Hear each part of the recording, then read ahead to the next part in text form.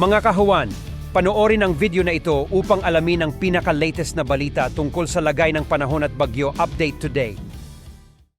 At narito ang ating latest satellite images. Makikita natin ang patuloy na pag-iral ng southwest monsoon o ito yung tinatawag natin na habagat. At ito magdadala ng maulap na kalangitan, partikular na sa bahagi ng Palawan. Habang malaking tsansa ng mga thunderstorms dito sa may kanlurang bahagi ng Luzon dahil umiiral din dito yung habagat, partikular na sa Ilocos Region, Bataan, Zambales, Kamaynilaan, ilang bahagi ng Calabarzon at Mimaropa. So mas asahan natin yung mas malaking tsansa ng mga thunderstorms sa hapon hanggang sa gabi.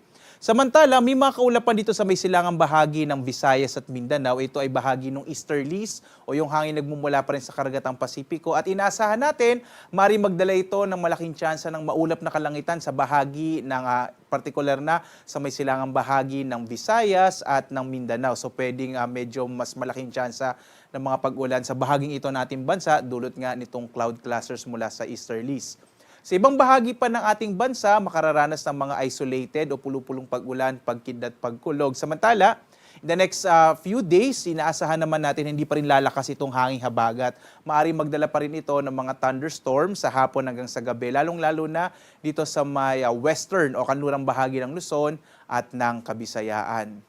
Sa ngayon nga, base sa ating mga pinakahuling datos, wala pa tayong minomonitor na bagyo. So posible at least for this week, medyo maliit pa yung chance na magkaroon tayo o may ma-develop na bagyo sa loob ng Philippine Area of Responsibility. Pero magbibigay agad tayo na update kung sakaling meron tayong mamataan na anumang potensyal na maging sama ng panahon.